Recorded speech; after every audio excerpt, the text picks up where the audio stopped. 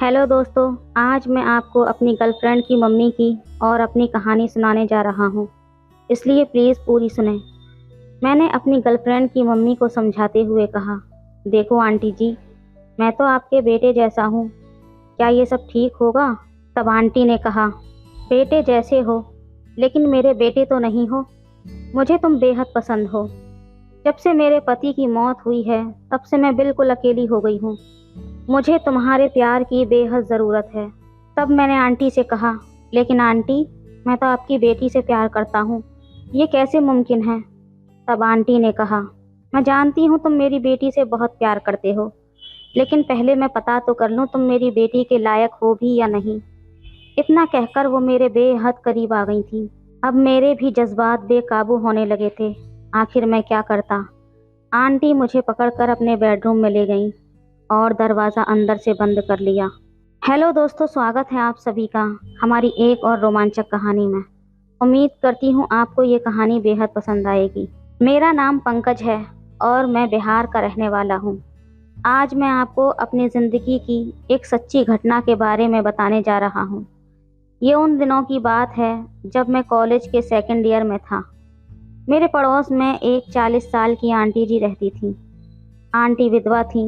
उनके पति की मौत एक कार एक्सीडेंट में हो गई थी। उनकी एक बेटी थी और एक बेटा था। उनकी बेटी का नाम चांदनी था और बेटा मुंबई में जॉब करता था। आंटी और उनकी बेटी घर में अकेली ही रहती थी। वो मुझे अक्सर शाम को घर पर अपनी बेटी को पढ़ाने के लिए बुला लेती। चांदनी 10वीं कक्षा में थी और वो बहुत ही खूबसूरत थी। मेरी नज़र हमेशा चांदनी पर ही टिकी रहती थी। उसकी खिलखिलाती हंसी, उसकी खूबसूरती मुझे बेहद भा गई थी। मैं उसकी पहली पसंद बनना चाहता था। उधर चांदनी की नज़रों से भी मुझे ऐसा ही कुछ इशारा मिल रहा था। कभी कभी जब वो अपनी छत पर होती तो उसकी नज़रें हमेशा मुझे ही ढूंढती रहती थीं। जब मैं उसे नज़र आता तो वो धीरे से मुस्कुराकर नीचे चली जाती। अभी हम दोनों के अंदर धीरे धीरे प्यार पनप रहा था। एक दिन ऐसे ही मैं उसको पढ़ाने के लिए गया हुआ था। गलती से मेरा मोबाइल उनके घर पर ही छूट गया। मैं अपने घर आ गया था। कुछ देर के बाद मेरी माँ के फ़ोन पर चांदनी की माँ ने फ़ोन करा। आंटी ने मेरी माँ से कहा कि पंकज अपना फ़ोन यहीं पर भूल गया है। मेरी माँ से चांदनी की मम्मी की बातें होती रहती थी। चांदनी की मम्मी ने कहा, पंकज को घर भेज दीजिए, वो आकर अपना फ़ोन ले जाएगा। माँ मुझे मेरी लापरवाही के लिए डांटने लगी। फिर मुझे चांदनी के घर से फ़ोन लाने के लिए कहने लगी। जब मैं उनके घर पर अपना फ़ोन वापस लेने पहुंचा, तब चांदनी की माँ अपने आप ही मुस्कुरा रही थी। मेरे हाथ में फ़ोन पकड़ाते हुए बोली, पंकज, तुमने अपने फ़ोन में मूवी तो बहुत अच्छी रखी हुई हैं। मेरे फ़ोन में बहुत सारी फ़िल्में थीं, लेकिन आंटी कौन सी फ़िल्मों की बात कर रही थीं, ये मुझे पता नहीं चल रहा था। फिर इस बात को सुनिश्चित करने के लिए कि कहीं आंटी ने कौन सी फ़िल्म देखी है, मैंने अनजान बनकर उनसे पूछा, थैंक यू आंटी, मगर आपने कौन सी मूवी देखी थी? आप कौन सी मूवी की बात कर रही हैं? मेरे फ़ोन में तो बहुत सारी मूवी हैं। वो मुस्कुराकर बोली, वो वाली। मैंने कहा, आंटी, मैं समझा नहीं। आंटी बोली, ज़्यादा भोला मत बन, तेरी मम्मी को बताऊंगी तो तुझे सब याद आ जाएगा। मैंने फ़ौरन ही बात को संभालने की कोशिश करते हुए कहा, अरे नहीं नहीं आंटी, आप गलत समझ रही हैं। मैं अपने फ़ोन में कोई भी गलत फ़िल्म नहीं रखता। आप माँ को कुछ मत कहना, मैं ये सब डिलीट कर दूँगा फ़ोन में से। आंटी बोली, डर मत, कुछ नहीं कहूँगी तेरी मम्मी को। मैं तो बस ऐसे ही मजाक कर रही थी। ये बताओ कि गर्लफ्रेंड है क्या तुम्हारी? मैंने कहा, नहीं आंटी, अभी तक तो कोई भी नहीं है। आप मोबाइल दे दो मेरा। मोबाइल मेरे हाथ में देते हुए वो बोली, फ़ोन में लॉक लगा कर रखा करो। मैंने कहा, ठीक है आंटी। फिर मैं अपना फ़ोन लेकर घर आ गया। रात का खाना खाने के बाद सोने लगा, लेकिन मेरी आंखों से नींद तो कोसों दूर थी। मेरे दिमाग में आंटी की ही बातें घूम रही थीं। उस दिन के बाद से आंटी ने मुझे अब घूरना शुरू कर दिया था। कभी छत पर तो कभी गली में, कभी अपने घर बहाने से बुला लेती, कभी मुझे छूने की कोशिश करती। ऐसे ही एक दिन जब मैं शाम को उनके घर पर ट्यूशन देने गया, तब मैंने देखा कि आंटी बिल्कुल अकेली थी। मैंने पूछा, आंटी जी, चांदनी कहाँ पर है? तब आंटी ने जवाब दिया, वो तो अपने चाचा के यहाँ गई है। मैंने हैरानी से पूछा, कब? आंटी बोली, आज सुबह ही तो निकली है। रात में उसके चाचा आ गए थे। उसका भी बहुत मन कर रहा था और वो सुबह उनके साथ ही निकल गई। मैंने कहा, ठीक है आंटी, जब चांदनी ही नहीं है तो फिर मैं जाऊं? तब आंटी बोली, जब आ ही गई हो तो बैठ जाओ, चाय बनाऊंगी, तुम भी पी लेना, एक कप मेरे साथ। मैं बोला, ओके। वो चाय बनाने चली गई और मैं टीवी देखने लगा। आंटी घर में उस वक्त बिल्कुल अकेली थी, तो मैंने सोच लिया कि यहाँ ज़्यादा रुकने में कोई फ़ायदा नहीं है। फिर आंटी चाय बनाकर लाईं। जब मुझे वो कप पकड़ाने लगी तो उन्होंने मेरा हाथ भी पकड़ लिया। वो बोली, बहुत मुलायम हाथ है तुम्हारा। ऐसी बात सुनकर मैं थोड़ा सा घबरा गया। वो मुस्कुराकर मेरे साथ बैठ गईं। मेरे पास बैठकर बोली, आज मुझे मार्केट जाना है, क्या तुम मेरे साथ चलोगे? मैंने कहा, आंटी मुझे कुछ काम है, इसलिए मुझे अभी घर जाना होगा। वो बोली, कोई बात नहीं, जो काम है वो कर लो, जब फ्री हो जाओ तो आ जाना। मैंने कहा, ठीक है आंटी। मैंने अपना चाय का कप टेबल पर रखा और मैं खड़ा हो गया। अच्छा तो आंटी ठीक है, अब मैं चलता हूँ, जब मुझे टाइम मिलेगा तो मैं आ जाऊँगा। मैं बहाना बनाकर वहाँ से रफू चक्कर हो गया। मैं अपने घर आकर आंटी के बारे में सोचने लगा कि आखिर ये चांदनी की मम्मी मुझसे चाहती क्या है, इस तरह की हरकतें मेरे साथ आखिर ये क्यों कर रही है? मैं तो उनके बेटे जैसा हूँ।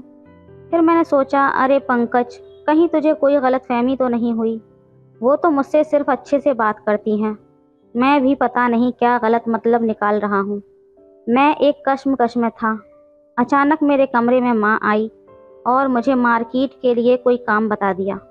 कहने लगी, घर का कुछ सामान ख़त्म हो गया है, जल्दी से तुम मार्केट जाओ और वो सामान लाकर मुझे दे दो। मैंने कहा, ठीक है माँ, मैं अभी जाता हूँ। अचानक ही आंटी का फ़ोन भी माँ के मोबाइल पर आ गया। आंटी मेरी माँ से कहने लगी, मुझे मार्केट में कुछ काम है, क्या तुम पंकज को भेज सकती हो? इतने में ही माँ बोली, हाँ, पंकज तो मार्केट ही जा रहा है, तुम चाहो तो उसके साथ चली जाओ। आंटी और माँ की बात सुनकर मेरा तो सर चकराने लगा था। मैं आंटी के साथ जाना नहीं चाहता था, लेकिन माँ के कहने पर मुझे मजबूरन जाना पड़ा। मैं अपनी बाइक लेकर आंटी के गेट पर गया। आंटी तो पहले से ही तैयार खड़ी थी। वो मुझे देखकर मुस्कुराने लगी। मैं भी उन्हें देखकर झूठी हंसी हंसने लगा। मैंने बाइक स्टार्ट की और आंटी मेरे पीछे बैठ गईं। जैसे ही बाइक घर से थोड़ा दूर पहुंची, आंटी मुझसे चिपकने की कोशिश करने लगी। मैं बोला, आंटी आप ठीक से बैठो ना। वो बोली, मुझे बाइक पर कुछ ज़्यादा ही डर लगता है, इसलिए तुम्हें कसकर पकड़ रखा है। उनकी बात सुनकर मैं थोड़ा खामोश हो गया। पूरे रास्ते वो मुझसे इसी तरह चिपक कर बैठी रही। मैं बहुत अनकंफर्टेबल महसूस कर रहा था, लेकिन मैं कर भी क्या सकता था। थोड़ी ही देर में हम मार्केट पहुंच गए। मैंने कहा, आंटी आपको जो भी सामान लेना है ले लो, मैं भी अपनी शॉपिंग कर लेता हूँ। जब आप शॉपिंग कर लो तो मुझे कॉल करके बुला लेना, मैं फ़ौरन ही आ जाऊँगा। वो बोली, ज़्यादा कुछ नहीं चाहिए, बस थोड़ी सी ही शॉपिंग है, तुम जाओ मत, बस मेरे साथ रहो। मुझे मजबूरन उनके साथ रुकना पड़ा। वो एक कपड़े की दुकान पर गईं और वहाँ से नाइटी खरीदने लगी और बार बार अपने ऊपर लगा कर दिखाती और मुझसे पूछती, देखना पंकज, ये मुझ पर कैसी लग रही है? मैंने कहा, आंटी मुझे तो इस बारे में कोई नॉलेज नहीं है, आपको जो भी अच्छी लगती है ले लो। वो कहने लगी, क्यों, कल को तुम्हारी शादी होगी तो अपनी बीवी के लिए नहीं लेकर जाओगे? मैं उनकी बातों को सुनकर अब थोड़ा खामोश हो गया। फिर उन्होंने रेड कलर की नाइटी पसंद की और उसे ख़रीद ली। मैंने कहा, आंटी अंकल तो अब नहीं रहे, फिर आप ये पहनकर किसको दिखाओगी? वो बोली, अंकल नहीं है तो क्या हुआ, मेरा क्या दिल नहीं है? अब मैं उनकी बात सुनकर थोड़ा मायूस हो गया और अपने आप को कोसने लगा।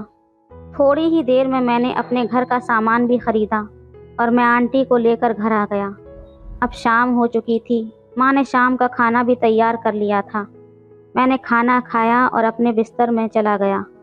अचानक फिर से आंटी का फ़ोन आया और वो बोली, पंकज क्या तुम घर आ सकते हो? अब मैंने बहाना बनाया, आंटी मैंने अभी खाना नहीं खाया है और मैं अभी बहुत थका हुआ हूँ, मुझे बहुत ज़ोरों की नींद आ रही है। अगर कोई ज़रूरी काम नहीं है तो मैं कल आ जाऊँगा। वो बोली कोई बात नहीं, तुम थक गए हो तो थोड़ा आराम कर लो, कल ही आ जाना। मैं लेटे हुए आंटी की बेटी चांदनी के बारे में सोचने लगा। मुझे वो बहुत पसंद थी। शायद मैं उससे प्यार करने लगा था। उसके बिना एक एक पल गुजारना बड़ा मुश्किल हो रहा था। पता नहीं कब आएगी। मैं अपने ही मन में सोचने लगा कि चांदनी अपने चाचा के घर से आएगी तो मैं उसे सब कुछ बता दूंगा कि मैं उसे कितना प्यार करता हूँ। पता नहीं उसका जवाब क्या होगा। ये सोचते सोचते मुझे कब नींद आ गई और मैं कब नींद की वादियों में चला गया, पता ही नहीं चला।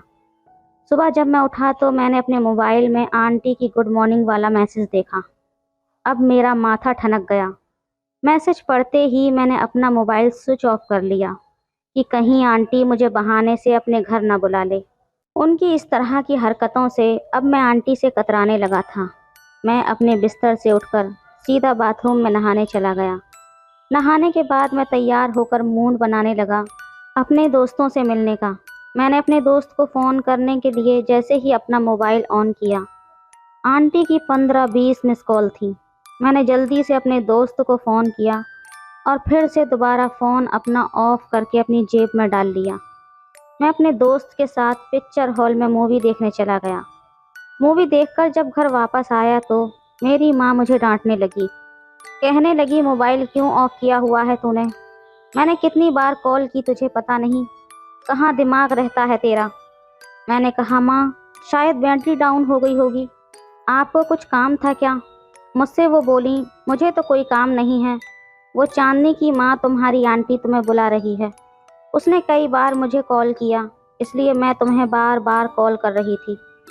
मैंने अपनी माँ से बहाना किया कि माँ मैं बहुत ज़्यादा थक गया हूँ, मुझे अब नींद आ रही है, मैं अब सोने जा रहा हूँ। मेरी माँ कहने लगी एक बार उनके घर जाकर पूछ तो ले, क्या पता तेरी आंटी को कोई ज़रूरी काम हो। मैं बोला माँ कल चला जाऊँगा, अब मुझे सोना है। मेरी माँ मुझे समझाते हुए बोली बेटे उनका पति नहीं है और बेटा भी बहुत दूर रहता है और उनकी बेटी भी अपने चाचा के घर गई हुई है। वो बेचारी अकेली है, एक बार जाकर पूछ तो ले, शायद कोई ज़रूरी काम हो। मुझे अपनी माँ के आगे झुकना पड़ा और मैं आंटी के घर चला गया। जैसे ही मैंने आंटी की डोर बेल बजाई, आंटी ने जल्दी से आकर दरवाज़ा खोला। उन्हें देखकर तो मैं हक्का बक्का रह गया। उस वक्त आंटी क्या जलवा दिखा रही थी बता नहीं सकता। वो उसी नाइटी को पहने हुए खड़ी थी जो उन्होंने कल शॉपिंग मॉल से मेरे साथ खरीदी थी। वो मुझे देखते हुए कहने लगी अरे पंकज, अंदर आओ ना, मैं तुम्हारा ही इंतज़ार कर रही थी। और ये बताओ तुमने अपना फ़ोन क्यों स्विच ऑफ किया था? मैं बोला आंटी मेरे मोबाइल की बैटरी डाउन हो गई थी। उन्होंने मुझसे बैठने को कहा और मैं सोफे पर बैठते हुए बोला आंटी आपको कोई ज़रूरी काम था मुझसे? वो बोली नहीं, मुझे तो कोई काम नहीं है, बस मैं थोड़ा बोर हो रही थी, इसलिए सोचा कि तुम्हें बुला लेती हूँ। मैं बोला अगर आप बोर हो रही थी आंटी तो मेरी माँ को भी बुला सकती थी, मेरा क्या काम आपके पास?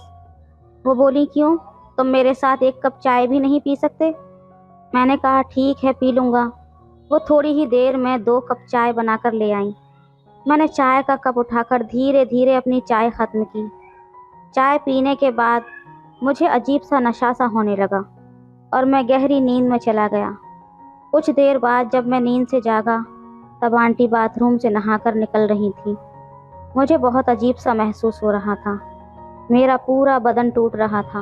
मैं बोला आंटी जी मैं कब से सोया हुआ हूँ। उन्होंने कहा तुम्हें तो 3-4 घंटे हो गए। मैं बोला तो फिर आपने मुझे जगाया क्यों नहीं? वो कहने लगी कि तुम सोते हुए इतने प्यारे लग रहे थे, इसलिए मैंने जगाना मुनासिब नहीं समझा। इतना कहकर वो मेरे पास आकर बैठ गई और मेरा हाथ पकड़कर बोली कि पंकज तुम मुझे बहुत पसंद हो। मैंने उनका हाथ झटक दिया और उठकर खड़ा हो गया। मैं गुस्से में उनसे बोला आंटी आप ये सब क्या बकवास कर रही हो? वो बोली ये बकवास नहीं है, मैं सच में तुमसे बहुत प्यार करती हूँ। मैंने कहा आंटी आप हद से ज़्यादा बढ़ रही हैं, आप मेरी माँ के समान हैं, आप ऐसा सोच भी कैसे सकती हैं? इतना कहकर मैं गुस्से में अपने घर वापस आ गया और अपने कमरे में जाकर लेट गया। मेरा पूरा बदन दुख रहा था, मैं समझ नहीं पा रहा था आखिर मेरे साथ हुआ क्या है। मेरी माँ कमरे में आई और मुझसे कहने लगी इतनी देर क्यों लगाई तूने? मैं कब से तेरा इंतज़ार कर रही थी। पहले तो तू आंटी के घर जाने का नाम नहीं ले रहा था, और जब गया तो वहीं पर जाकर बस गया। चल जल्दी खाना खा ले। मैंने माँ से कहा, माँ मुझे भूख नहीं है।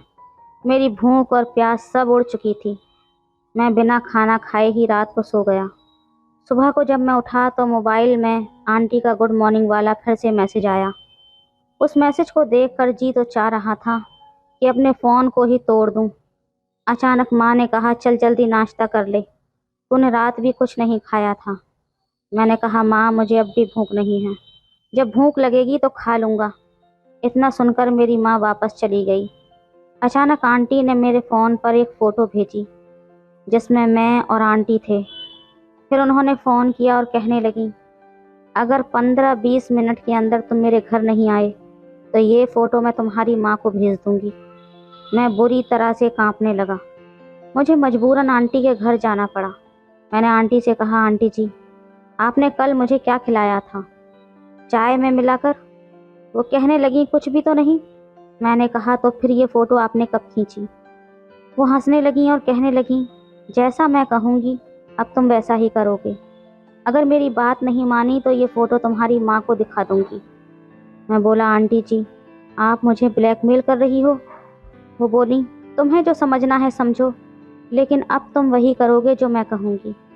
मैंने कहा, हरगिज़ नहीं, आपको जो करना है करो, मैं तुम्हारी बात नहीं मानूंगा। मैं तुम्हारी हरकत के बारे में तुम्हारी बेटी चांदनी को भी बता दूंगा। इतना कहकर मैं अपने घर आ गया। अब मैं समझ चुका था कि आंटी ने चांदनी को अपने चाचा के घर क्यों भेजा था। अगले दिन चांदनी भी अपने चाचा के घर से वापस आ गई थी। मैंने सब कुछ चांदनी को सच सच बताने का फैसला कर लिया था। मैं जानता था कि अगर उसने मेरी बात पर यकीन नहीं किया तो शायद वो मुझसे ज़िंदगी भर नफरत करेगी।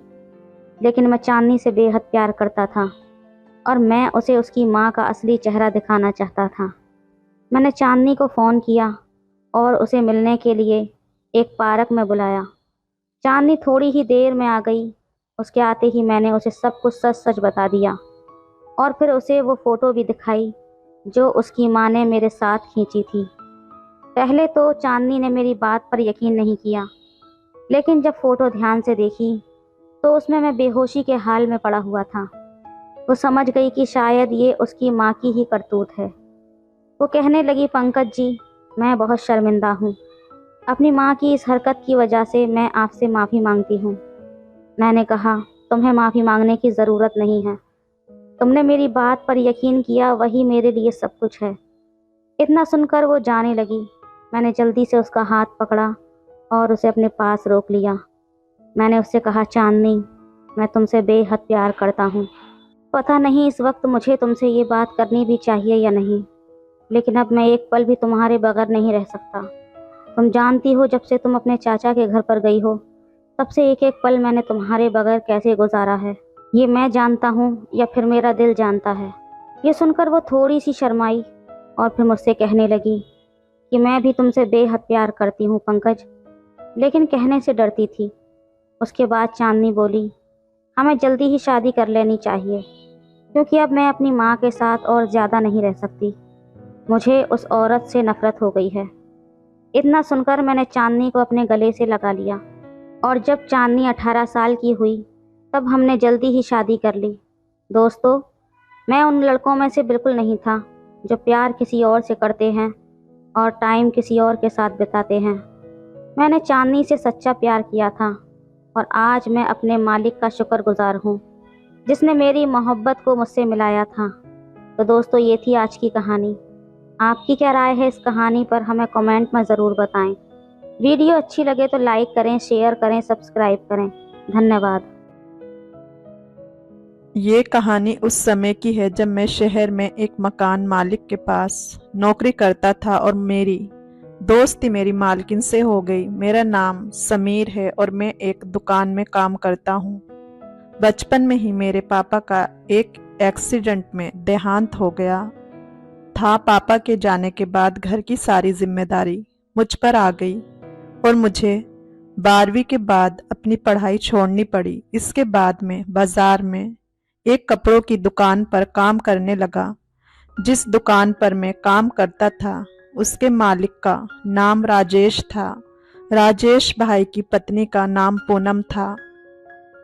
पूनम बहुत खूबसूरत और भरवादार काया वाली महिला थी। उसे देखकर मेरा दिल हमेशा उस पर आता था। धीरे धीरे मेरी उससे बातचीत बढ़ने लगी और हम अच्छे दोस्त बन गए। राजेश भाई का घर और दुकान पास पास ही थे, तो मैं रोज सुबह उनके घर जाकर दुकान की चाबी लेता, दुकान खोलता और सफाई करता। भाई बाद में दुकान पर आते थे। एक दिन जब मैं सुबह दुकान की चाबी लेने उनके घर गया तो भाभी ने दरवाजा खोला। उस वक्त भाई कहीं बाहर गए हुए थे। भाभी ने मुझे चाबी देते समय मेरा नाम पूछा, तेरा नाम क्या है? मैंने कहा, मेरा नाम समीर है। उन्होंने पूछा, तेरा सरनेम क्या है? मैंने उन्हें अपना सरनेम बता दिया। सरनेम सुनते ही वो बोली, अरे ये तो मेरा भी सरनेम है, अब से मुझे मैडम नहीं भाभी कहकर बुलाना। मैंने हंसते हुए कहा, ठीक है भाभी जी, और फिर हम दोनों हंसने लगे। पूनम भाभी दिखने में बहुत ही सुंदर थी और उनके चेहरे पर अमीरी का रोब साफ झलकता था। मैं रोज ऐसे ही दुकान की चाबी लेने उनके घर चला जाता। कभी कभी भाई उस समय सो रहे होते तो मैं भाभी से ही चाबी लेकर दुकान चला जाता।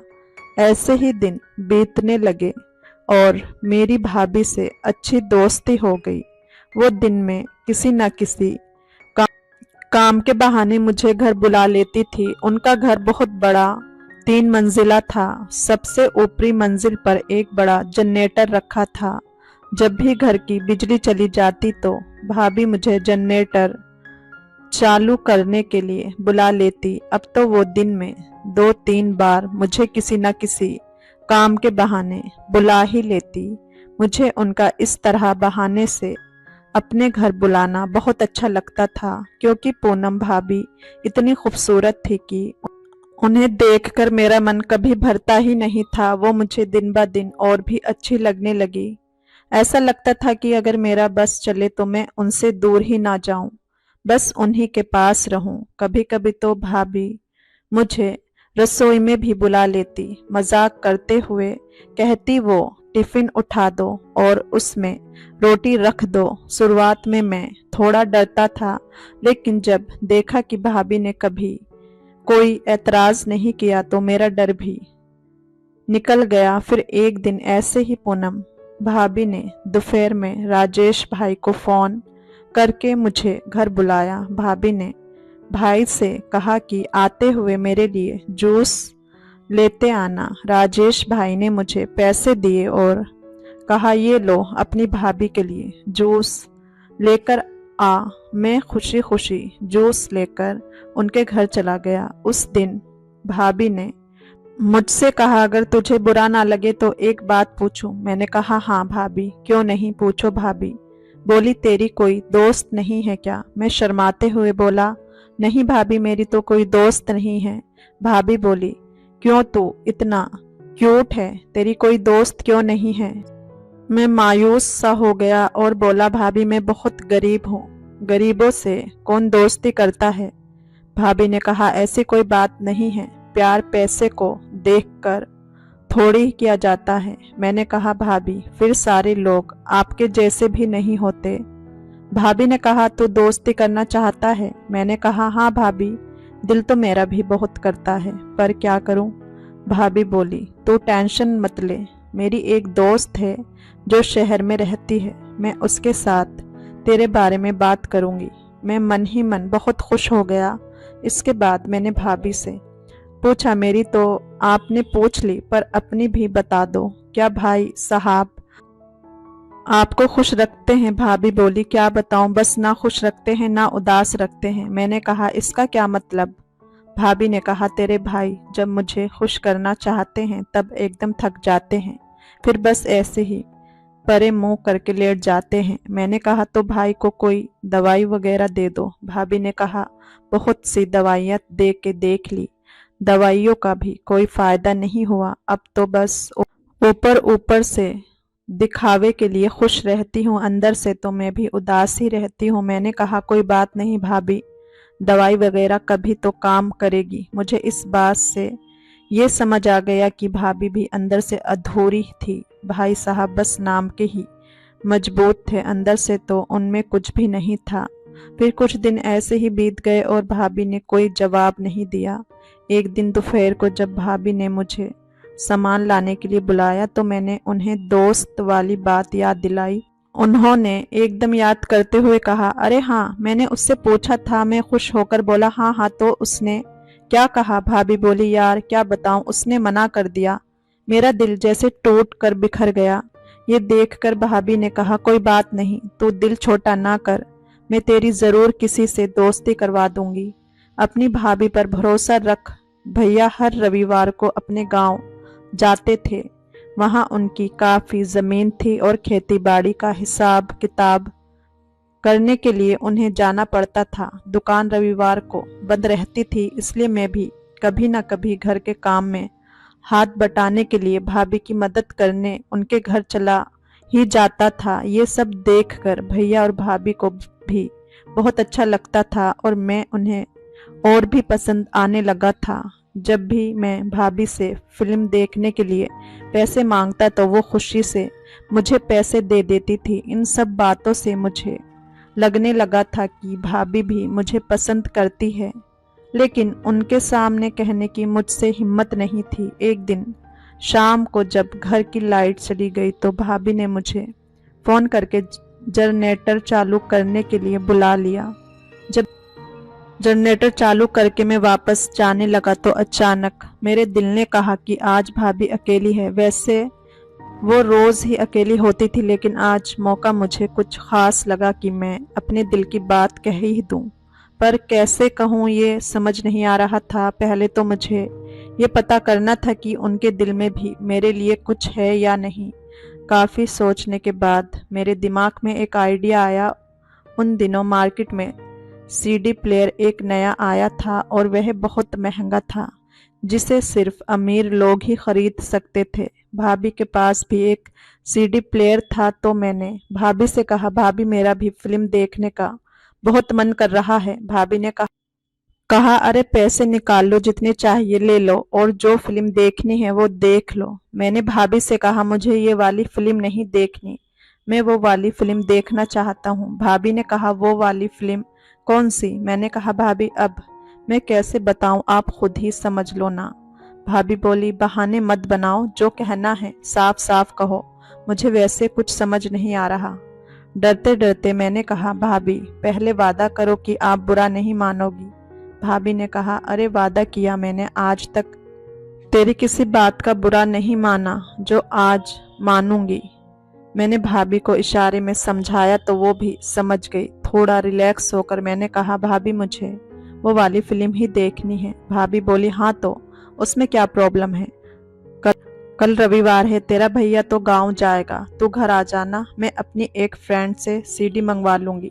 मैंने कहा, भाभी मेरी एक शर्त है। भाभी ने कहा, अब ये कौन सी शर्त है तेरी? मैंने कहा, आपको भी मेरे साथ फिल्म देखनी होगी, ऐसे अकेले में देखने का क्या मजा आएगा। भाभी थोड़ी शर्मा कर हंस पड़ी और बोली, ठीक है, मैं भी तेरे साथ मूवी देख लूंगी। अब खुश है?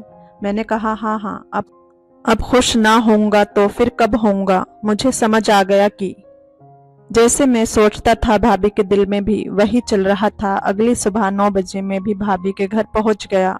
मुझे पता था कि भैया तो अपने गांव गया हुआ था और भाभी घर में अकेली थी। जैसे ही मैंने दरवाजा खोला तो मैं उन्हें देखते ही रह गया। उन्होंने बहुत ही सुंदर साड़ी पहन रखी थी। वैसे तो वो रोजाना ही नए नए कपड़े पहनती थी, पर आज कुछ अलग ही तैयार हो रखी थी। जैसे ही मेरी नज़र भाभी के शरीर पर पड़ी तो मैं देखता ही रह गया। भाभी ने एक चुटकी काटते हुए कहा, कहाँ खो गए हो, क्या हो गया जनाब? मैंने कहा, भाभी आज तो आप बिल्कुल चांद का टुकड़ा लग रही हैं, आज इतनी तैयारियां क्यों? भाभी बोली, ये तैयारियां भी किसी खास बंदे के लिए है। मुझे समझ आ गया कि वो किस खास बंदे की बात कर रही थी। भाभी मेरे लिए ही तैयार हुई थी। मैं मुस्कुराते हुए अंदर चला गया और भाभी से पूछा, भाभी सीडी का क्या हुआ? आपने मंगवा ली? भाभी ने कहा, सॉरी यार, मैंने एक दोस्त को कहा था कि एक मूवी की सीडी दे दे, लेकिन उसने कहा कि जो मूवी उसके पास थी वो खराब हो गई है। ये सुनते ही मेरा चेहरा उतर गया। मुझे लगा कि मेरी सारी प्लानिंग चौपट हो गई। भाभी ने मेरा चेहरा देखा तो उनको भी बुरा लगा, पर इसके बाद जो उन्होंने कहा वो मैंने कभी सपने में भी नहीं सोचा था। भाभी के चेहरे पर एक हल्की सी मुस्कान आई और उन्होंने कहा, अगर मूवी की सीडी नहीं है तो मैं तो हूँ ही, तो मूवी की सीडी में क्या देखेगा जब मुझे असल में अनुभव करने का मौका मिल सकता है। भाभी कहने लगी, जो कुछ मूवी में करते हैं अगर मैं तुझे अपने साथ करने का मौका दूं तो करेगा। मुझे उस वक्त अपने कानों पर यकीन नहीं हो रहा था कि भाभी क्या कह रही है। मैंने थोड़ी देर सोचने के बाद जवाब दिया, भाभी आपकी बात के आगे कौन मना कर सकता है। भाभी हंसते हुए बोली, जवाब देने के काबिल कहाँ होगा तू जब इतनी खूबसूरत औरत तेरे सामने खड़ी हो। इसके बाद हम दोनों एक दूसरे में खो गए। ऐसा लगा जैसे भाभी बहुत दिनों से इस चीज की चाह रख रही थी। उस रविवार का दिन मेरे लिए सबसे खास बन गया हो। जो कुछ मैं अपने मन में सोच रहा था वो सब हो गया। लगता है कि भगवान मुझ पर बहुत ही मेहरबान थे। उन्होंने फिल्म ना दिखाकर सामने बस भाभी को ही दे दिया और भाभी सीधे ही मान गई। इसके बाद जब भी भाभी मुझे बुलाती तो मैं बिना देर किए पहुंच जाता। दिन में मैं 2-3 बार आता और जब भी आता तो 2-3 बारों में से एक बार तो भाभी से बात करके ही जाता। अब तो भाभी मुझे और भी ज़्यादा खुश रखने लगी थी। भाभी अब मुझे दिल से अपनाने लगी थी, क्योंकि जो ज़रूरत उन्हें अपने पति से पूरी नहीं होती थी वो अब मैं पूरी कर रहा था, और जो चीज़ मुझे चाहिए थी वो मुझे भाभी दे रही थी। इस तरह हम एक दूसरे को खुश कर रहे थे और अपनी ज़िंदगी का मज़ा ले रहे थे। अब तो जैसे मेरी 5 उंगलियां घी में थी।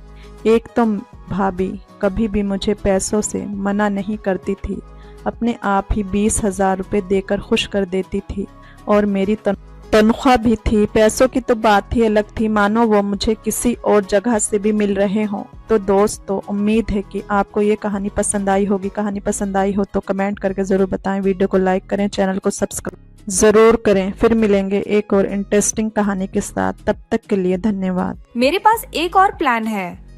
रूही के ये कहते ही इश्की ने हैरान होते हुए पूछा, वो क्या है दी?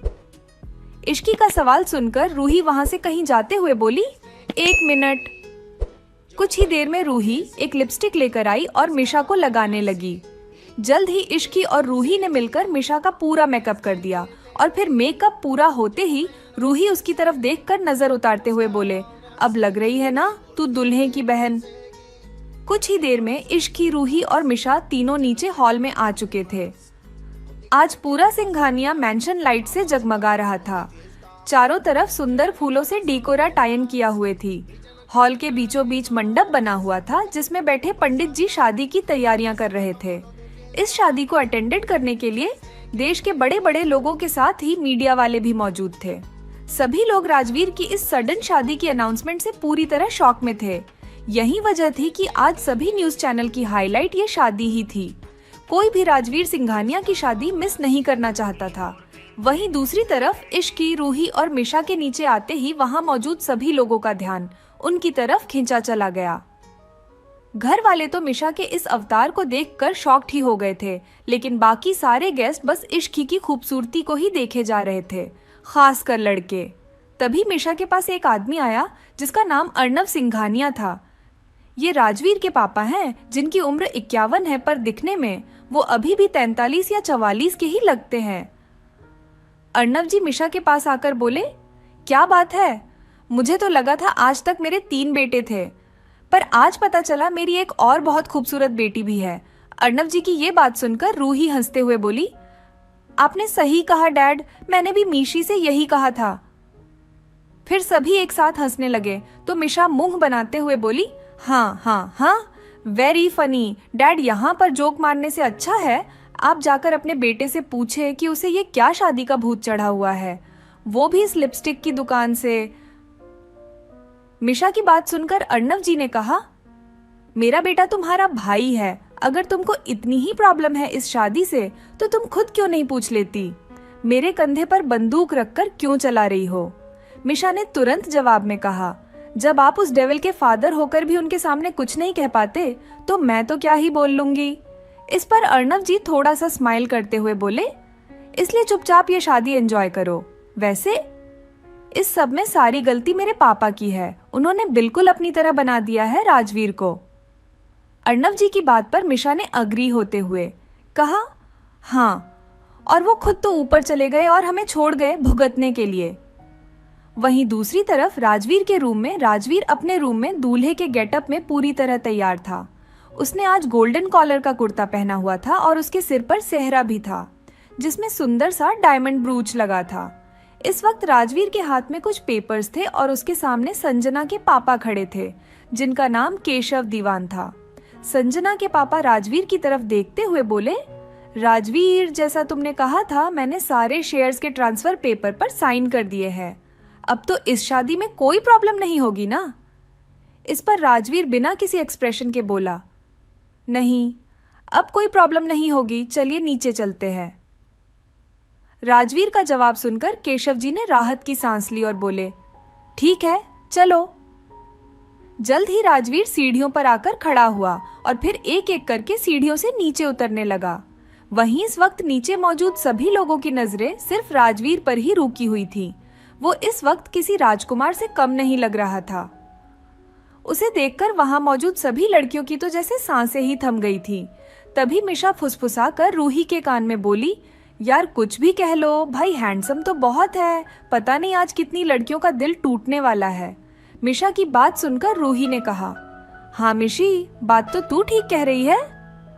वहीं मिशा और रूही के बगल में खड़ी इश्की भी इस वक्त एकटक राजवीर को ही देखते हुए मन ही मन बोली, दिखने में तो ये बिल्कुल सपनों के राजकुमार जैसे लगते हैं, लेकिन हकीकत में बिल्कुल डेविल है।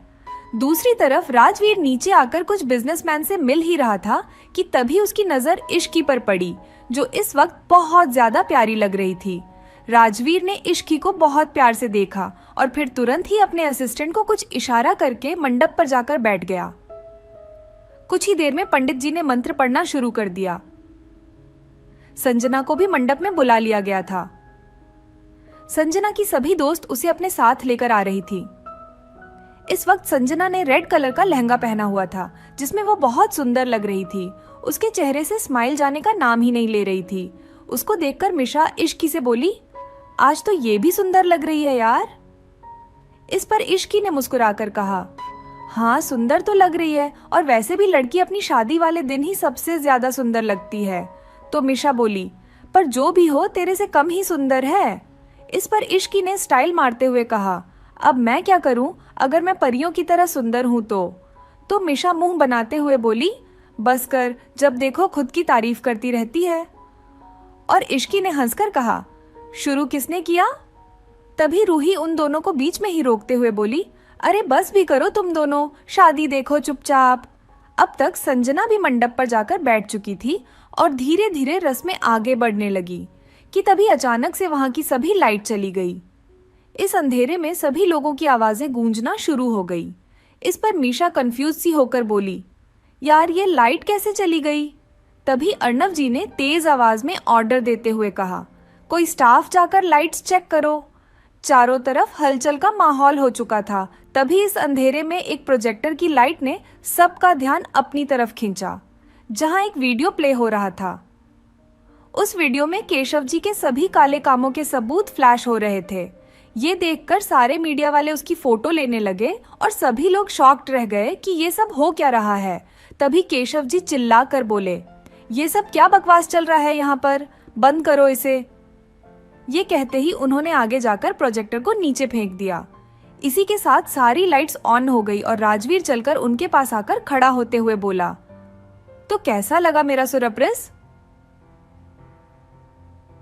तुमने मुझे 48 घंटे दिए थे अपनी बेटी से शादी करने के लिए, और देखो इन 48 घंटे में मैंने तुम्हें सड़क पर ही नहीं बल्कि सलाखों के पीछे भी भेजने का इंतजाम भी कर दिया। तभी राजवीर ने चारों तरफ खड़े लोगों को एक नजर देखा और फिर से केशव जी की तरफ देखते हुए आगे कहा, अब देख लिया राजवीर सिंघानिया से उलझने का अंजाम। यहाँ मौजूद लोगों के साथ साथ पूरे देश ने ये देख लिया है कि किस तरह तुम इस देश को खोखला कर रहे हो। तो इसे कहते हैं जैसा हाल वैसा ही तमाचा। ये शादी तो सिर्फ बहाना था तुम्हें सबके सामने एक्सपोज करने का, ताकि ये सब लोग भी जान ले कि राजवीर से टकराने का अंजाम क्या होता है। ये बात राजवीर ने बहुत गुस्से में कही थी। तभी वहां पुलिस की पूरी टीम आ पहुंची और केशकू को अरेस्ट कर लिया गया। सभी को समझ आ गया था कि ये शादी सिर्फ और सिर्फ केशव दीवान को रंगे हाथों पकड़ाने के लिए राजवीर का फेंका हुआ जाल था। ये सब देखकर इश्की ने हैरान होते हुए कहा, यार मीशा, ऐसा लग रहा है जैसे हम कोई मूवी का सीन देख रहे हैं। तो इस पर मीशा बोली, तू सही कह रही है यार, भाई कब क्या करते हैं कोई भी नहीं समझ सकता। इस पूरे ड्रामा के बाद सभी लोग वहां से जाने लगे। मीडिया वाले भी राजवीर से कुछ सवाल करके कुछ देर में वहां से जा चुके थे, लेकिन पंडित जी अब भी वहीं थे क्योंकि राजवीर ने उन्हें रुकने को कहा था। सबके जाने के बाद हॉल में अब सिर्फ घर वालों के साथ साथ इश्की और संजना ही बचे थे। जब संजना ने देखा कि अभी पंडित जी को रोका गया है तो उसे एक उम्मीद मिली थी कि अभी भी शायद राजवीर उससे शादी कर लेगा। अपराह्न, तभी राजवीर की दादी ने उससे सवाल करते हुए कहा, राजवीर, यही सब करना था तो शादी का नाटक क्यों? इस पर राजवीर बोला, क्योंकि मुझे केशव दीवान के शेयर्स चाहिए थे जो वो मुझे शादी वाले दिन ही देने वाला था। तो दादी ने फिर से पूछा, लेकिन राजवीर शादी का क्या? तुझे याद तो है ना कि तुझे आने वाले 2 दिनों में शादी तो करनी ही होगी, क्योंकि तेरे दादाजी ने वसीयत में लिखा है कि तुझे 30 से पहले पहले शादी करनी है, नहीं तो ये सारी प्रॉपर्टी ट्रस्ट में चली जाएगी और फिर अब तो तू 2 दिन बाद 30 का भी हो जाएगा। इस पर राजवीर बोला, मैं कुछ नहीं भूला दादी, मेरी शादी आज और अभी होगी। राजवीर की बात सुनकर अर्णव जी ने कंफ्यूज होते हुए पूछा, तुम संजना से शादी करोगे? राजवीर ने साफ इनकार करते हुए कहा, नहीं। राजवीर का जवाब सुनकर सभी घर वाले कॉन्फ्यूज हो गए, क्योंकि यहाँ पर मौजूद लोगों में से सिर्फ संजना ही थी जिससे राजवीर शादी कर सकता था। राजवीर के शादी से इनकार करने पर क्या होगा संजना का रिएक्शन? और आखिर किससे करने वाला है राजवीर शादी? संजना से शादी करने के सवाल पर राजवीर का जवाब सुनकर सारे घर वाले सोच में पड़ गए थे कि राजवीर आखिर किससे शादी करने की बात कर रहा है। सभी गहरी सोच में ही थे कि तभी संजना की आवाज आई, तुम ये क्या कह रहे हो राजवीर? तुम तो मुझसे प्यार करते हो ना? संजना की बात सुनने के राजवीर गुस्से में बोला, तुम्हें मेरा नाम लेने की परमिशन किसने दी? संजना लगभग रोते हुए बोली, लेकिन तुमने खुद मुझसे शादी की बात की थी। राजवीर में गुस्से में जवाब दिया, ये सब मैंने तुम्हारे बाप के काले कारनामों को सामने लाने के लिए किया था। संजना ने रोते हुए पूछा, लेकिन इसमें मेरी क्या गलती है? तुम मेरे साथ ऐसा क्यों कर रहे हो? राजवीर ने अपने दांत पिसते हुए गुस्से से कहा, तुम्हारी क्या गलती है? तुम्हें क्या लगा था तुम मेरी ड्रिंक स्पॉइल कर दोगी? और मुझे पता भी हो नहीं चलेगा। तुमने ये सब किया क्योंकि मैंने तुमको ऐसा करने दिया। तो अब तुमको अगर मेरे गुस्से से खुद को बचाना है तो यहां से निकल जाओ। राजवीर को इतने गुस्से में देखकर संजना वहां से चुपचाप चली गई। राजवीर के गुस्से से घर के भी सभी लोग डर चुके थे। तभी अर्णव जी बोले, राजवीर, अगर तुम्हें संजना से शादी नहीं करनी तो तुम किससे शादी करोगे? अर्णव जी की बात सुन के राजवीर इश्की की तरफ पलटा और उसकी तरफ चल दिया। ये देख के इश्की मिशा के कान में फुसफुसाकर बोली, ये डेविल हमारी तरफ क्यों आ रहा है? मिशा ने भी कंफ्यूज होते हुए कहा, मुझे क्या पता, मैंने तो आज कुछ भी नहीं किया। इश्की और मिशा बात कर ही रहे थे कि तभी राजवीर उनके सामने आया और इश्की का हाथ पकड़ के मंडप की तरफ लेकर जाने लगा। घर के सभी लोग ये देख के शॉक हो गए। इश्की को भी कुछ समझ नहीं आ रहा था कि ये सब हो क्या रहा है। वो तो राजवीर के गुस्से को देखकर कुछ बोल ही नहीं पा रही थी। तभी दादी जी हिम्मत करके बोली, राजवीर बेटा, ये क्या कर रहे हो? राजवीर एक वर्ड में जवाब देते हुए सीरियस टोन में बोला, शादी। राजवीर के इस जवाब को सुनकर सभी घर वाले चुप हो गए, क्योंकि राजवीर की बात के पीछे छुपे हुए गुस्से और इरिटेशन को सब समझ गए थे। तभी मिशा अपने मन में बोली, ओ गॉड, मेरी प्यारी दोस्त की आज बलि चढ़ने वाली है, मुझे कुछ तो करना चाहिए। मिशा, राजवीर को रोकने के लिए कुछ कहने ही वाती थी कि तभी दादी ने उसका हाथ पकड़कर ना में सिर हिला दिया। मिशा चुपचाप खड़ी हो गई और राजवीर इश्की को लेकर मंडप में बैठ गया। राजवीर ने आते ही पंडित जी को मंत्र पढ़ने के लिए कहा और वहीं इश्की अपने मन में बोली, ये क्या हो रहा है मेरे साथ? मेरी शादी हो रही है, वो भी इस डेविल से। नहीं नहीं, ऐसा नहीं हो सकता, मैं जरूर कोई सपना देख रही हूं। इश्की ये सब सोचते हुए मिशा की तरफ देखने लगी, जैसे वो कह रही हो कि बचाने मुझे। लेकिन मिशा ने भी उसकी शक्ल देखकर बेचारों जैसी शक्ल बना ली।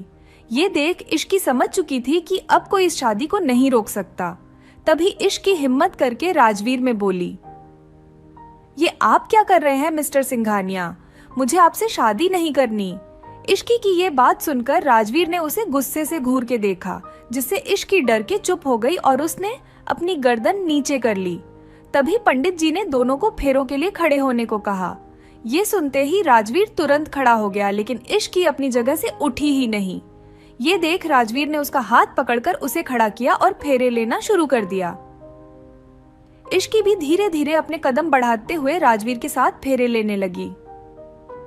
7 फेरे खत्म होने के बाद दोनों वापस से अपनी जगह पर बैठ गए।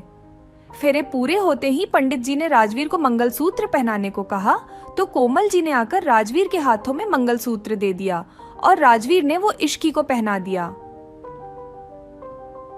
फिर थोड़ी ही देर में उसने इश्की की मांग में सिंदूर भी भर दिया। राजवीर के इश्की की मांग में सिंदूर भरते ही पंडित जी बोले, शादी संपन्न हुई, आज से आप लोग पति पत्नी हैं। अब आप दोनों बड़ों का आशीर्वाद ले लीजिए। ये सुनकर इश्की होश में आई और फिर खुद से ही बुदबुदाते हुए बोली, ये मेरे साथ क्या हो गया? मेरी शादी हो गई, वो भी इस डेविल से। मैं कैसे रहूंगी इनके सोत?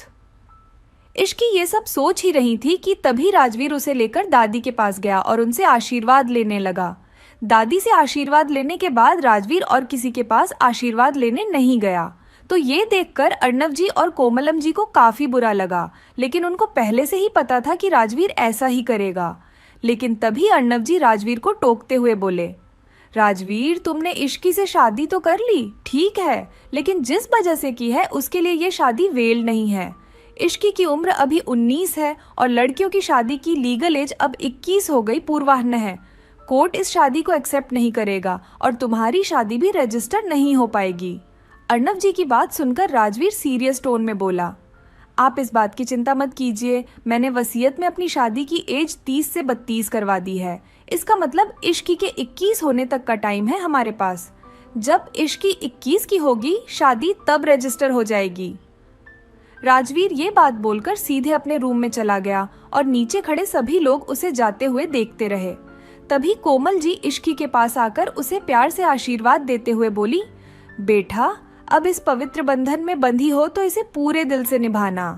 तभी मिशा भी इश्की के पास आकर बोली, पवित्र बंधन में, यूं जबरदस्ती के बंधन में आप सबने भाई को रोका क्यों नहीं? इस पर दादी मिशी को समझाते हुए बोली, मिशा शांत हो जाओ, अब जो होना था वो हो गया है। फिर उन्होंने इश्की से कहा, इश्की बेटा, राजवीर का तुमने अभी तक सिर्फ गुस्सा ही देखा है, लेकिन मेरा यौन मानो उसके पास बहुत सुंदर दिल भी है जो बहू ने साफ है। इस पर इश्की ने कुछ नहीं कहा और वो चुपचाप सबकी बातें सुनती रही। तभी अचानक से मिशा इश्की का हाथ पकड़कर अपने रूम में लेकर चली गई। रूम के अंदर जाते ही इश्की रुआंसी आवाज में मिशा से बोली, पता है, मैं मंडप पर उस दिन को कोस रही थी जब मैं तुझसे मिली। मिशा इश्की की बात सुनकर हैरान होते हुए बोली, अब इसमें मेरी क्या गलती है? इश्की ने कहा, गलती तो मेरी भी नहीं थी ना मिशा। मिश्रा ने फिर से पूछा, तो तूने कुछ बोला क्यों नहीं? इश्की ने जवाब देते हुए कहा, बोला तो था, लेकिन उन्होंने ऐसे गुस्से से मुझे घूर के देखा कि मैं चुप हो गई। इस पर मिशा निराश होकर बोली, हाँ तो चुप होने का नतीजा देख ले, अब तू उनकी पत्नी बन गई है। तभी उनके रूम में कोमल जी अंदर आते हुए बोली, इश्की बेटा, तुम अब इस रूम में नहीं रहोगी बल्कि राजवीर के रूम में रहोगी। इश्की ने जैसे ही ये बात सुनी तो वो तुरंत चिल्लाते हुए बोली, बिल्कुल भी नहीं आंटी, आप मुझे उस डी वाइल के पास रहने को कैसे कह सकती है? आप तो जानती है जब वो घर आते थे तो मैं डर के मारे रूम से ही बाहर नहीं निकलती थी, तो मैं उनके रूम में कैसे रहूंगी? नहीं नहीं, मैं नहीं जाऊंगी यहाँ से। तो मिशा भी उसका साथ देते हुए बोली, हाँ माँ, ये कैसे रहेगी भाई के साथ। तभी रूही भी रूम आते हुए बोली, इश्की, अगर तुम भाई के रूम में नहीं गई तो हो सकता है कि भाई गुस्से में तुम्हें लेने यहाँ ही आ जाए। इस पर इश्की घबराते हुए बोली, ये आप क्या कह रही है दी, शुभ शुभ बोलिए। सौ रूही ने तुरंत इश्की का हाथ अपने हाथ में पकड़ते हुए कहा, तो तुम शुभ शुभ करो और चलो हमारे साथ। इस पर मिशा इश्की की तरफ देखते हुए बोली, चली जा इश्की, कहीं ऐसा ना हो कि भाई गुस्सा हो जाए। इश्की ने कुछ सोचकर धीरे से कहा, ठीक है, मैं अपने कपड़े ले लेती हूँ। इश्की ने अपनी नाइट ड्रेस ली और कोमल जी के साथ राजवीर के रूम की तरफ चली गई। क्या होगा जब इश्की जाएगी राजवीर के कमरे में? क्या होगा अंजाम इश्की और राजवीर की इस शादी का? क्या इश्की रह पाएगी राजवीर के साथ एक कमरे में? कहानी में इश्की के साथ आगे क्या करने वाला है राजवीर, उसके लिए आपको सुनना पड़ेगा कहानी का अगला भाग। अगर दोस्तों आपको कहानी जरा भी पसंद आई हो तो वीडियो को एक लाइक कर दीजिए और चैनल को भी सब्सक्राइब कर लीजिए। फिर मिलेंगे कहानी के इंटरेस्टिंग भाग के साथ। तब तक के लिए धन्यवाद।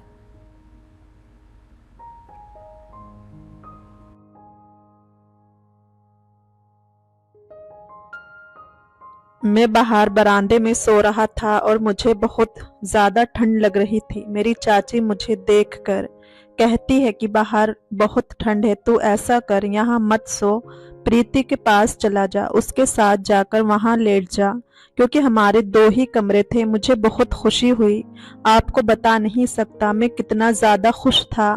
मैं अपनी चाची की बात मानकर प्रीति के पास जाकर लेट गया। प्रीति लेटी हुई थी और साइड में मैं भी था। जैसे ही आधी रात हुई, मैंने प्रीति की चादर पर हाथ फेरना शुरू कर दिया। प्रीति भी जाग रही थी, लेकिन उसने मुझे कुछ नहीं कहा। धीरे धीरे मुझे पता लगने लगा कि प्रीति भी कुछ चाहती है। बस फिर क्या था, मैंने एक ही बारी में उसकी, मेरी चाची की छोटी बहन बहुत सुंदर थी, लेकिन मुझे उन्हें सुंदर कहने में बहुत शर्म आ रही थी, क्योंकि मुझे डर लग रहा था कि अगर मैंने उन्हें ऐसा कह दिया तो कहीं वो चाची को ना बता दे। आज तक मैंने चाची की बहन से ऐसी बातें करते नहीं सुनी थी। हम जॉइंट फैमिली थे। मेरे पापा और चाचा जी खेती का काम करते थे और वो ज़्यादातर खेत में ही रहते थे। मेरी चाची और मेरी मम्मी घर पर ही रहती थी। मेरी चाची का एक बेटा था जिसकी उम्र करीब 6 साल थी। मेरी चाची की 2 बहनें थीं। चाची की उम्र 28 साल और उनकी छोटी बहन की उम्र करीब 22 साल थी। चाची की बहन को तो मैंने चाचा की शादी वाले दिन ही अपना दिल हार बैठा था। शाम के समय हम खाना खा रहे थे। उसी वक्त चाची ने मुझे बताया कि बलजीत का जन्मदिन है और उसकी मौसी को यहाँ आना है और वो उसे लेकर आ जाए। बस फिर मैंने ये सुनते ही शादी जैसी चाहत मेरे दिल में चढ़ गई। मैंने वैसे ही चाची से पूछ लिया कि चाची, आपके घर वालों को भी आना है? चाची ने कहा नहीं, उनको नहीं आना, क्योंकि पापा की सेहत ठीक नहीं है, इसी वजह से मम्मी उन्हें छोड़कर नहीं आ सकती। लेकिन छोटी बहन ने कहा कि मेरे एकलौते भांजे का जन्मदिन है तो ज़रूर आऊंगी। जब वो बस स्टैंड पर जाएंगे तो तुम उन्हें ले आना।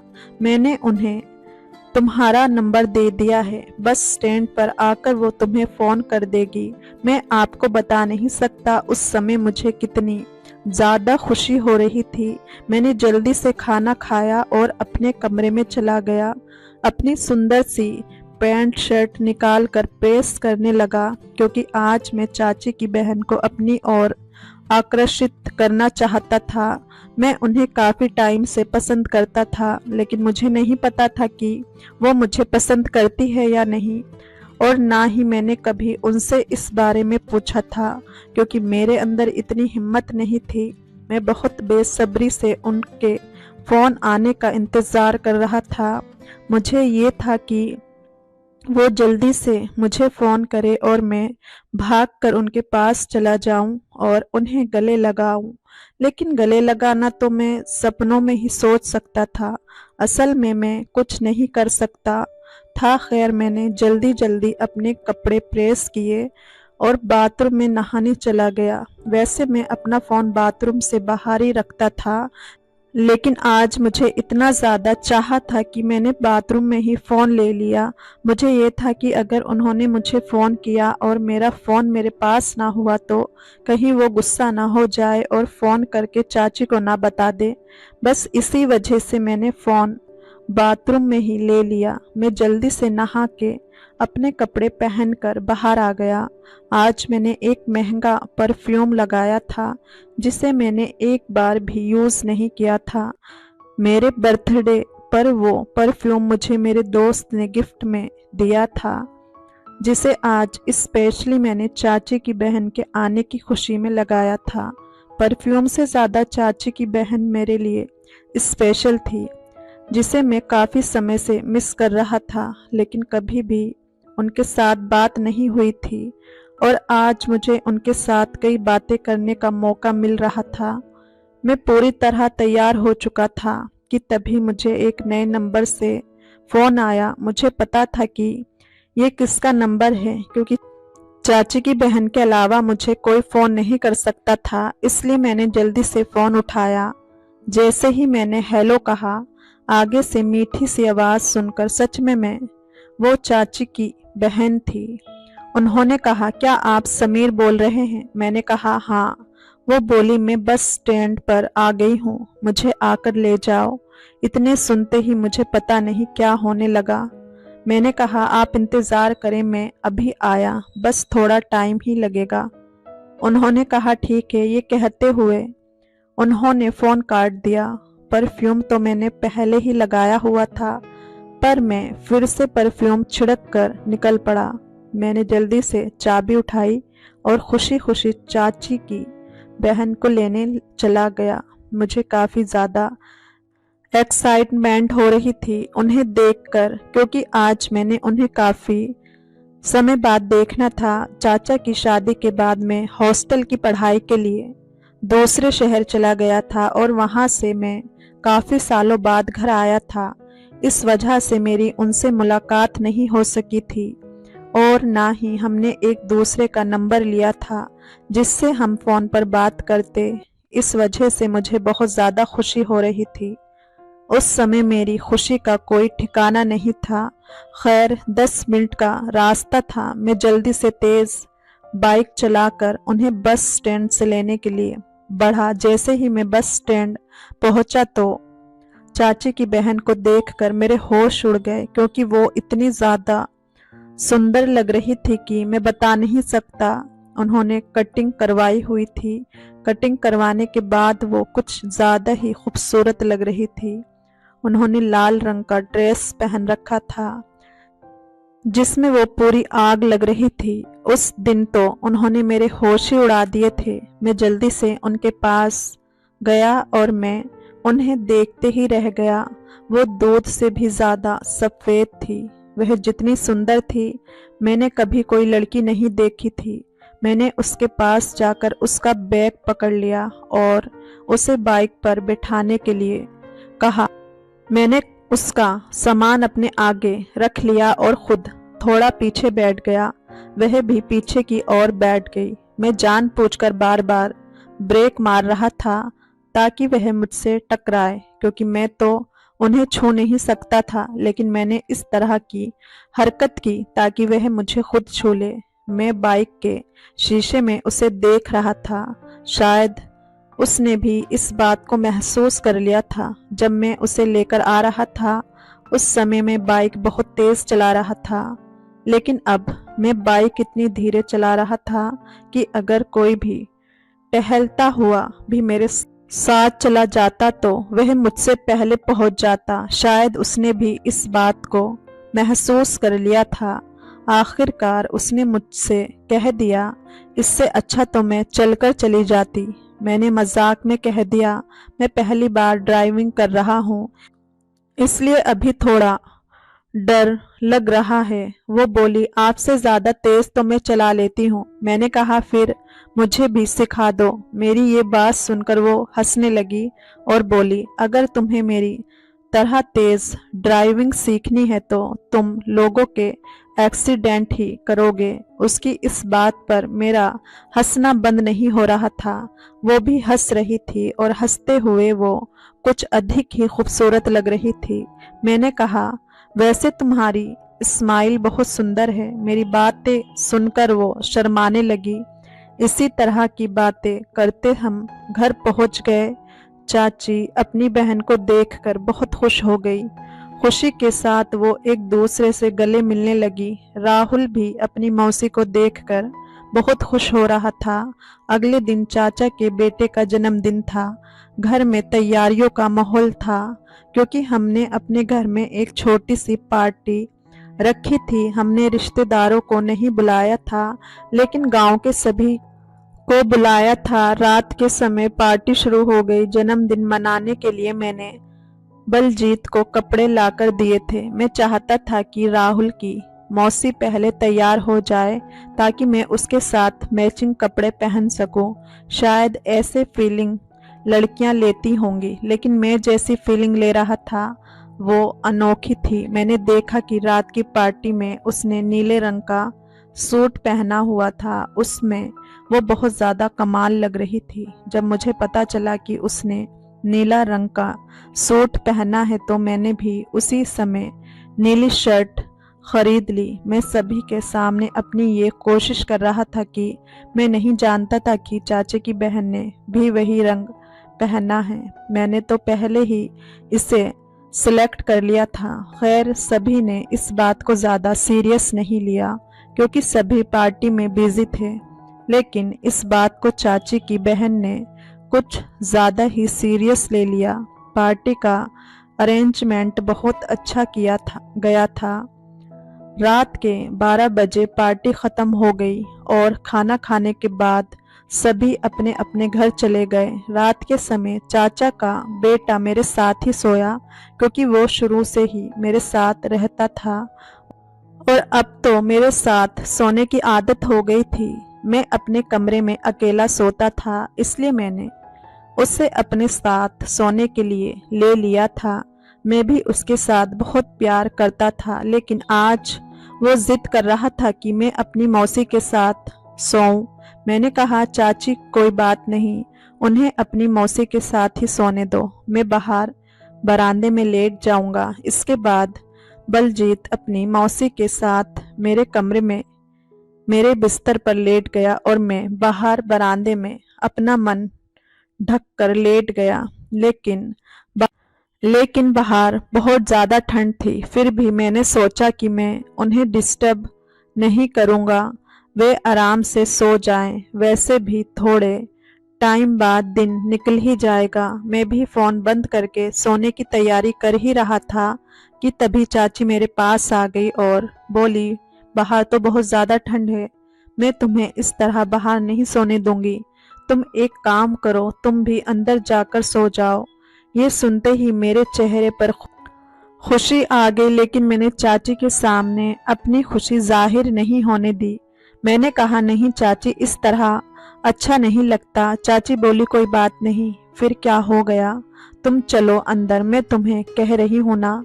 उसी समय चाची ने मेरा हाथ पकड़ लिया और मुझे अंदर ले गई। मैंने देखा राहुल अपनी मौसी के साथ सो रहा था। उसी समय चाची ने अपनी बहन को जगाया और कहा, प्रीति, राहुल को थोड़ा साइड करके ले लें, इसे बीच में भी रख लो। मैंने देखा बाहर ठंड में कांप रहा था।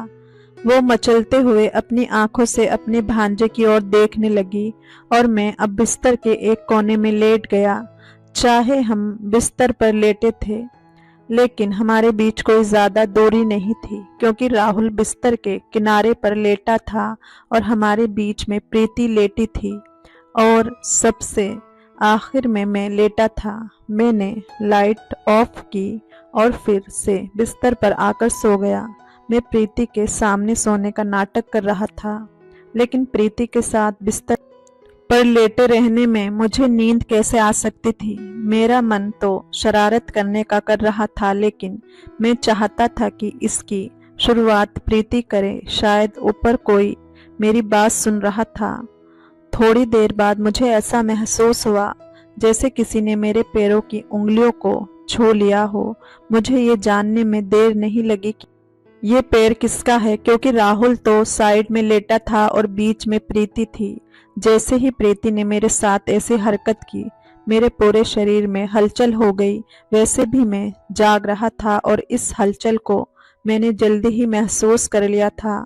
मैंने देखा कि कोई बार बार मेरे पैरों की उंगलियों को छू रहा है। मुझे ये बहुत अच्छा लग रहा था। उस समय मेरे पूरे शरीर में आग लग गई। मैंने जानबूझकर सोने का नाटक करना शुरू कर दिया। फिर मैंने अपने जज्बातों पर काबू ना रखते हुए जल्दी से अपना हाथ प्रीति के चादर में रख दिया। मैंने अपने हाथों को इस तरीके से रखा कि उसे ये महसूस हो कि मैं नींद में ये सब कर रहा हूँ। जिस तरह वह बार बार मेरे पैरों को छू रही थी, उससे मुझे ये अंदाज़ा हो गया कि वह अभी तक सोई नहीं है बल्कि जाग रही है। मैंने धीरे धीरे ये महसूस करने की कोशिश की कि उसका हाथ कहाँ है और जल्दी ही मुझे उसका हाथ मिल गया। मैंने अपने हाथ से उसके हाथ को सहलाना शुरू कर दिया, क्योंकि मैं पहली हरकत उसे करवाना चाहता था। खैर, जिस तरह की सोच मैं कर रहा था वैसा ही मेरे साथ हो रहा था। लेकिन मुझे हैरानी तब हुई जब उसने पलट कर मुझे गले लगा लिया। जैसे ही उसने मुझे गले लगाया, मेरे पूरे शरीर में करंट सा लग गया। मैं बता नहीं सकता कि उस समय मैंने अपने जज्बातों पर काबू कैसे पाया, लेकिन आखिरकार मैं भी एक लड़का था, इसलिए मुझे अपने आप को कंट्रोल में रखना था। शायद अब वह भी अपने जज्बातों पर काबू नहीं रख पाई और वो हरकत कर बैठी जिससे मैं भी अपना होश खो बैठा। फिर प्रीति ने मुझे वो सुकून दिया जिसका मैं कब से इंतज़ार कर रहा था। मुझे बहुत खुशी महसूस हो रही थी और प्रीति भी बहुत खुश थी। हम सारी रात साथ में सोते रहे। अगले दिन उसे अपने घर जाना था। मेरा दिल नहीं कर रहा था कि मैं उसे भेजूं, इसलिए मैंने जिद करके उसे 1 हफ्ते के लिए रोक लिया। 1 हफ्ते हमने बहुत मस्ती की और 1 हफ्ते बाद वह अपने घर चली गई। मैं उस 1 हफ्ते को अपनी जिंदगी में कभी नहीं भुला सकता, क्योंकि उस हफ्ते उसने मुझे बहुत खुशी दी थी जो मैं कभी नहीं भुला सकता। जिस दिन मुझे नौकरी मिली उस दिन मैं बहुत खुश था, क्योंकि मैं अपनी चाची की बहन के साथ शादी की बात करने के बारे में सोच रहा था। एक दिन मैंने अपनी चाची को बता दिया, चाची मैं आपकी बहन से बहुत प्यार करता हूँ और उससे शादी करवाना चाहता हूँ। मेरी चाची को इस बात पर कोई ऐतराज नहीं था, क्योंकि मेरी अच्छी नौकरी लग चुकी थी और मेरी सैलरी भी बहुत अच्छी थी। चाची ने अपने घर के साथ भी बात की और उन्होंने भी मान लिया। अब 1 महीने बाद हमारी शादी है और हम दोनों बहुत खुश हैं। अब हम अपनी ज़िंदगी के पूरे नज़ारे लेते हैं। तो दोस्तों, उम्मीद करती हूँ आपको कहानी पसंद आई होगी। कहानी पसंद आई हो तो वीडियो को लाइक, चैनल को सब्सक्राइब ज़रूर करें। धन्यवाद।